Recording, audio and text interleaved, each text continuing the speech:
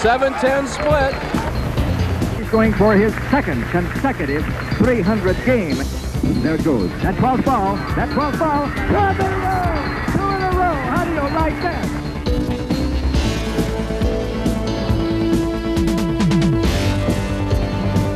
Pete McCordick, bowling immortality within his grasp.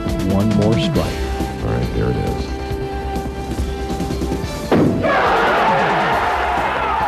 We have it.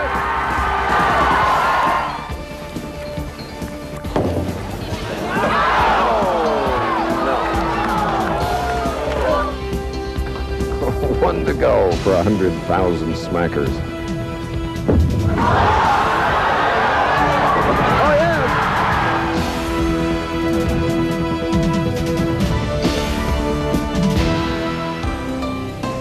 We've come to the National Bowling Hall of Fame and Museum in St. Louis. What better place to experience the great events and meet the stars of the game? As you enter, watch out for flying objects. Massive 10 pins float above the visitors, providing an exciting introduction to this action museum. Hello, I'm Chris Schenkel. This is the place where men and women of bowling's elite are still bowling strikes, still striving for perfection. Now, bowling as we know it is called 10 pins, but around the world there are many variations to the game. The ancient game of Dutch 9 pins is still popular today. The game was banned in the colonies due to gambling aspects. To get around that law, they added a 10th pin, 10 pins. In Edinburgh, Scotland, there's a version of the sport that is a lot of fun if you have a stomach for it. In the French game of Espagnole, 8 pins must be brought down by using a ball and a pin together. Duck pins, a game popular on the East Coast, has a 5-inch ball and 10 lively 9-inch pins.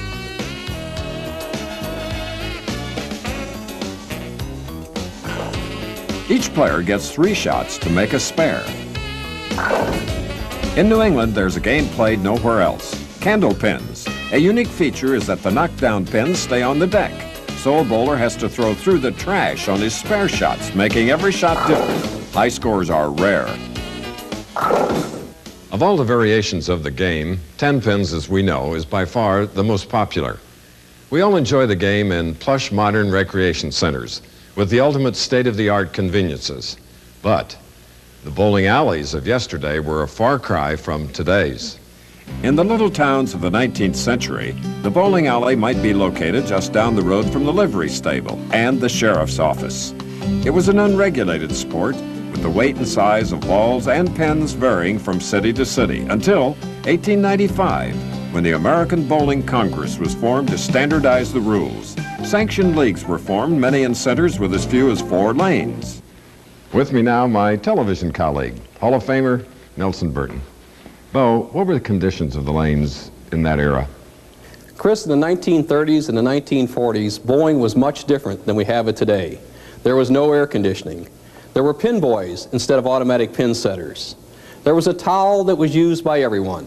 There were no hand dryers. Chalk was used by everyone to dry their hands. And of course, the infamous spittoon was always around. Now, the lanes were coated with a surface coating called shellac. Shellac was very soft, pliable coating, and it grooved or tracked towards the pocket area. So a player, to be successful, had to play in that groove to hit the pocket and score well. Hence, not many left-handers had success in the 1930s and 40s. The bowling ball was a hard rubber ball, and most of them were 2-finger grips for accuracy. And finally, the bowling pins. Hard rock maple pins, all wood with flat bottoms, were very difficult to knock down, and the players often called these logs. And one of the stars of that era was Joe Falcaro. Joe was national match game champion from 1929 to 1933. He also averaged 196 in 26 years of ABC tournament play. In 1942, the Bowling Writers Association of America initiated an award proclaiming the Bowler of the Year. The first recipient was Johnny Crimmins. He won the inaugural All-Star Tournament in 1941, a grueling tournament to determine the national champion. Ned Day was the Bowler of the Year in 43 and 44, a stylist who used the popular 2-finger grip of the times. Ned toured the nation, taking on all comers in head-to-head matches. In 1959, he came out of retirement for one televised match which he won.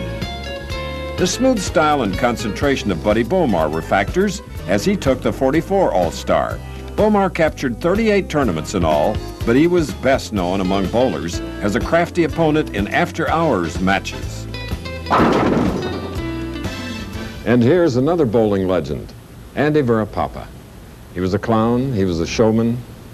He could do everything with not only one bowling ball, but two. Despite his clowning around, he was a great champion, having won the national championship in both 1946 and 47. Wherever he went, the fans loved to watch him perform.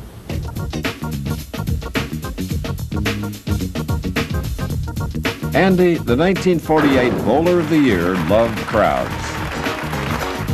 Here is the Varapapa formula for making the dreaded 4-6-7-10 split. Of course, it helps to be ambidextrous. Andy wanted the ABC to make this shot legal.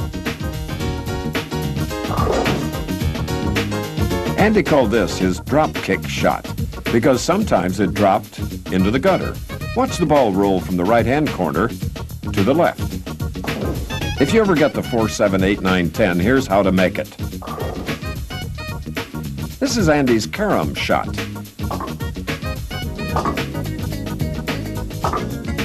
Now Andy's mache shot, from the right to the left gutter and back to the number 10 pin.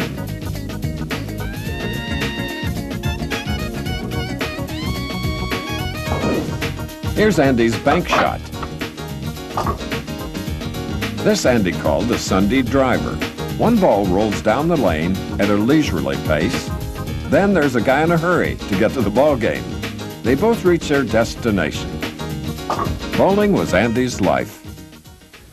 I liked bowling, and I started bowling, and I became so enthused on bowling that when I was a butcher boy, when I was at 13 or 14 years old, I used to pick up a piece of ice on the sidewalk and develop rhythm, because I'm intrigued with rhythm in bowling.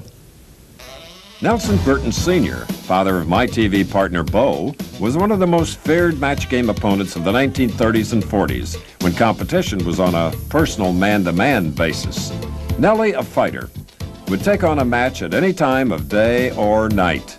Well, Ned Day was one of my foremost opponents, but also he was a good friend of mine, and we bowled some doubles matches. In fact, when there was a tournament in St. Louis one year, it was about 2 o'clock in the morning and the phone rang, and Ned Day was on the phone, wanted me to come over and bowl a match game against a couple of Chicago bowlers. I can't remember exactly who they were at the time. And they had been bowling real good, and they thought they could beat anybody, so I got out of bed and went on over there and bowled with Ned, and we did all right. In the 1950s, the sport of bowling was undergoing a major change. Refrigeration or air conditioning was now in bowling centers. Lacquer was now the standard on the lanes. And oils or conditioners were manufactured to match that lacquer to give you a very bowlable surface. The hard rubber ball was still in, but the 3-finger grip was now standard. And many of the top stars used a full fingertip grip all the way around the ball to get more power. Now the stroker was in, or the finesse player, and nobody epitomizes the finesse player more than Tom Hennessy. Tom's perfect delivery paid off. He won the ABC Masters tourney in 1958 and paired with Don Carter to take the national doubles title twice.